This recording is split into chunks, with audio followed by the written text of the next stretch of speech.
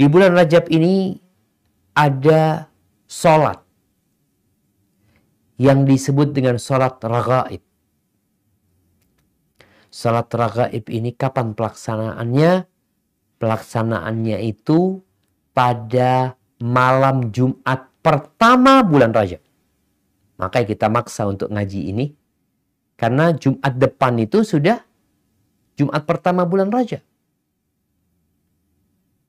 Ini sholat dilaksanakan di malam Jumat. Bagaimana tata caranya? Dalam riwayat Anas bin Malik, yang pertama Anda bacakan riwayat ini agar kita tahu apa sih keutamaan sholat raghaib ini yang dilaksanakan oleh orang-orang, tapi hadisnya palsu. Palsu, bukan dhaif. Ada lemah, ada palsu. Palsu ini di atasnya dhaif. Buatan, karangan. Mungkin kalau sekarang bahasa zaman sekarang itu hoax. Dari Anas bin Malik radhiyallahu taala anhu, dia mengatakan Rajab syahrullah. Ini dari Nabi SAW. Wa Sya'ban syahri. Wa Ramadan syahru ummati. Rajab itu bulannya Allah. Sya'ban itu bulanku. Dan Ramadan itu bulannya umatku. Wa ma min ahadin yasumu yaumal khamis awwala khamisin fi Rajab. Tidak ada orang yang berpuasa pada awal Kemis bulan Rajab. Thumma yusalli fima bainal maghrib wal atamah. Kemudian dia sholat di antara maghrib dan isya. Malam Jumat berarti. Kemisnya dia puasa. Kemudian habis maghrib dia sholat. Malam Jumatnya. Berapa rakaat? Thintai ashrata rak'ah. Dia sholat sebanyak 12 rakaat. Yaqra'u fi kulli rak'atin fatihatal kitab marratan. Setiap satu rakaat membaca surat Al-Fatihah. Satu kali. Lalu baca Inna anzalnahu fi lailatul qadr. 3 kali. Wa qul huwallahu ahad 12 kali. Yufsalu baina kulli rak'ataini bitaslimatain. Ya, dia melaksanakan seperti itu. Setiap 2 rakaat salam. Ingat sholatnya 12 rakaat. Setiap 2 rakaat salam. Fa'idha faragha minas salah. Selesai sholat. Shalla alaiya 70 marrah. Dia bersalat kepadaku sebanyak 70 kali. Thumma yaqul Allahumma salli ala Muhammadin an-nabiyil ummi wa ala alihi. Dia baca salat seperti itu. Thumma yasjud. Kemudian sujud. Selesai salat, salawat 70 kali. Kemudian setelah itu salawat 70 kali. Afwan. Ya, setelah salat dia salawat 70 kali. Setelah salawat 70 kali, dia sujud. Di sujudnya dia membaca Subuhun Qudusun Rabbul Malaikati Warruh. 70 kali dia baca itu. Thumma yarfa'u ra'sahu. Kemudian dia mengangkat kepalanya. Fayaqulu Rabbighfir warham wa tajawaz amma ta'lam innaka antal azizul a'zam. 70 marrah.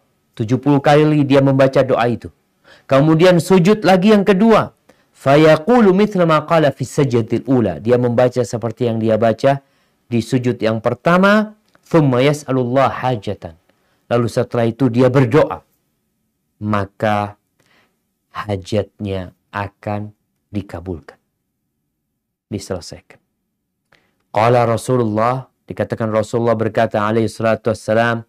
Walladhi nafsi biyadihi. Demi yang jiwaku berada di tangannya. Ma min abdin wala amatin shalla hadhihi salah.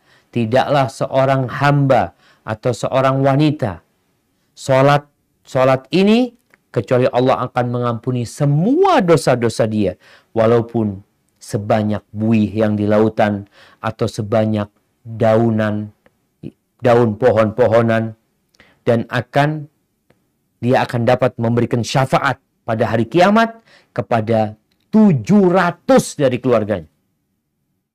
Fa'idha kana fi awwali laylatin fi qabrihi. Kalau malam pertama di kuburannya, maka pahala sholat ini akan datang kepada dia dengan wajah yang ceria, dengan lisan yang lancar berbicara.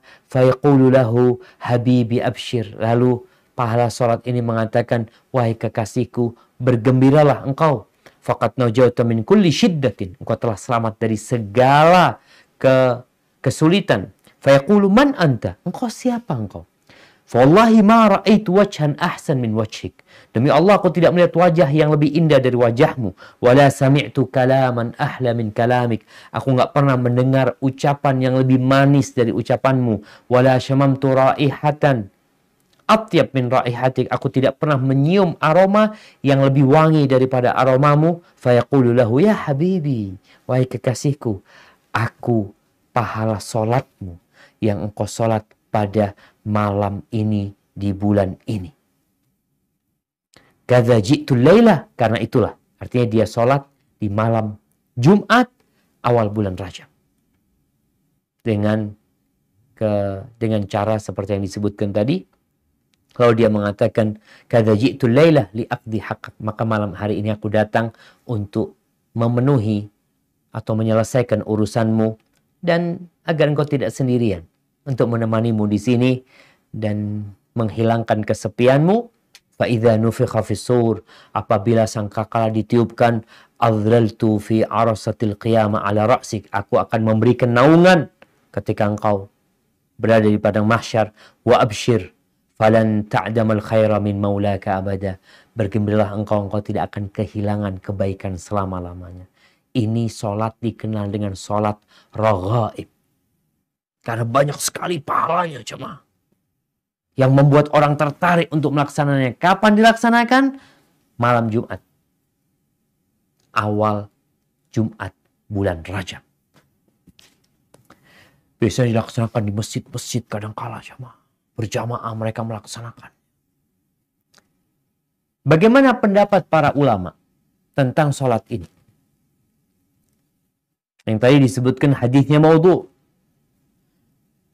Al-Imam An-Nawawi rahimahullahu ta'ala berkata dalam Al-Majmu' Syarh Al-Muhadzab, beliau mengatakan as-salatul ma'rufa bi salatir raghaib, salat yang dikenali dengan nama salat raghaib, wa hiya tinta asyrata rak'ah, yaitu salat yang jumlah rakaatnya 12, dilaksanakan antara maghrib dan isya pada malam Jumat pertama di bulan Rajab. Dan juga beliau mengatakan wa salat lailatin nisfi Sya'ban, dan salat pertengahan bulan Sya'ban 100 rakaat. Wa hatani salatani bid'atani wa munkarani qabihatan. Ini Imam Nawawi yang madhabnya Syafi'i, pengarang kitab Riyadhus Shalihin. Beliau mengatakan dua salat ini adalah dua salat yang bid'ah, yang mungkar. Bukan bid'ah hasanah. Beliau mengatakan bid'anani wa munkarani qabihatan, yang jelek keduanya. Wa la yaghtar bi dzikrihima fi kitab Qutil Qulub. Jangan terpedaya karena salat ini disebutkan dalam kitab Qutil Qulub atau dalam kitab Ihya Ulumuddin karya Al-Imam Al-Ghazali. Wala bil hadits al-madhkur fihima. Jangan juga terpedaya dengan hadis yang disebutkan tentang keutamaannya. Fa inna kulla dzalika batil. Semua itu batil, salah semua. Enggak benar. Hoax itu. Wala yaghtarru bi ba'di man ishtabaha alaihi hukmuhuma minal a'immah. Jangan pula terpedaya karena ada sebagian ulama yang enggak ngerti hukumnya. Fasannafa waraqatin fi istihbabihima. Bahkan ada yang mengarang buku menganjurkan melaksanakan salat raghaib dan salat nisfu Sya'ban. Fa innahu ghalata fi dzalika. Ya, dia telah melakukan kesalahan dalam perbuatannya itu.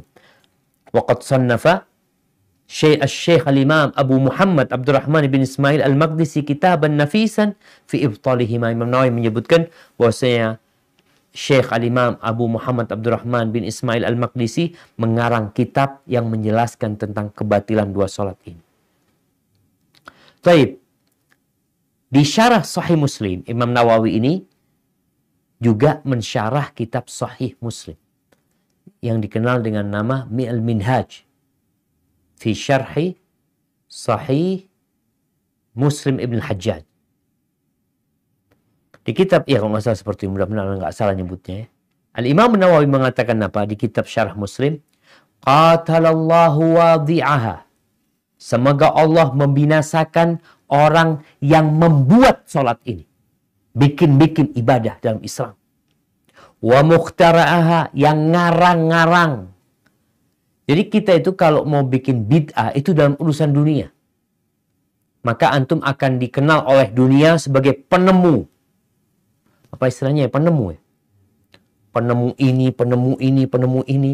Al-Imam Nawawi mengatakan, semoga Allah membinasakan yang menemukan sholat ini, yang meletakkannya, yang buat-buat sholat ini. Fa innaha bid'atun munkarah. Itu sholat jemaah. Mereka nggak mencuri, mereka melaksanakan sholat, memuji Allah. Tapi beliau mengatakan dia itu adalah perbuatan bid'ah yang mungkar. Minal bid'ah illati hiya dhalala wa jahala wa fiha munkarat zahira. Termasuk bid'ah yang dalamnya kesesatan, kebodohan, dan mengandung kesesatan, kemungkaran yang zahir. Dan beliau menyebutkan bahwasanya para ulama sudah banyak yang menulis kitab-kitab untuk menyingkap kesesatan orang-orang yang melaksanakannya, yang membuatnya, dan dalil-dalil yang menyebutkan kebatilan sholat ini sangat jelas sekali. Di mana Rasulullah SAW tidak pernah mengamalkan. Abu Bakar nggak pernah ngamalin sholat raghaib. Umar ya enggak. Utsman yang enggak. Ali bin Abi Thalib juga enggak. Imam-imam yang 4 juga tidak. Terus siapa yang bikin-bikin? Ada yang membuat sholat ini. Maka dalam beragama, hendaklah kita berhati-hati.